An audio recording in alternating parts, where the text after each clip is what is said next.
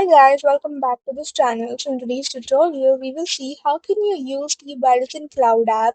So here are a few tips for your backup photos, restore files, and some storage. Step 1. Download and sign in. Install the Verizon Cloud from the Apple App Store or Google Play Store if it isn't already on your device. Open the app and sign in with your Verizon account. Choose a Verizon Cloud storage plan if prompted. Step 2. Set up automatic backup. Open the Verizon Cloud app, follow the setup prompts, allow the requested permissions such as photos, contacts, and files.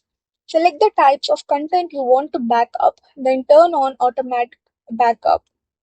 Step 3. Access your files.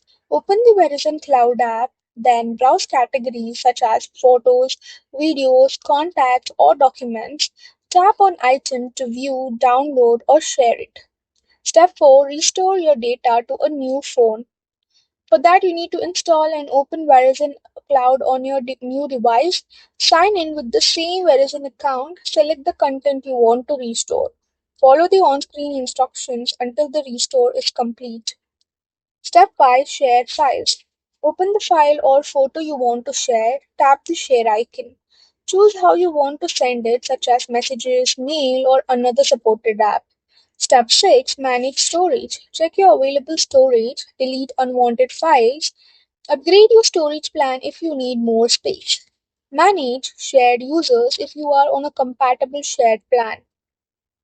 That's it for the video. Thank you for watching. Don't forget to like, share, comment, and also do hit the subscribe button.